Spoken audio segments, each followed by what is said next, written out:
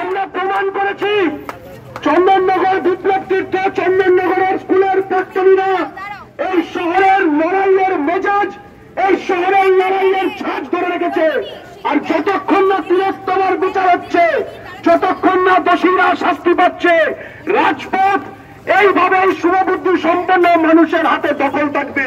প্রশাসনের কাছে আমাদের হুঁশিয়ারি, আগে নাটক ছেড়ে বিচার করো, আরজি করের মাথা ধরো। আমাদের এইটাই হচ্ছে স্লোগান। এই দাবিতে আমরা সমস্ত যারা প্রাক্তনী এসছে তাদের সবাইকে অভিনন্দন। ঝাল মিষ্টি স্বাদে সুমধুর, খেতে ভালো সবার প্রিয় বাপি চানাচুর।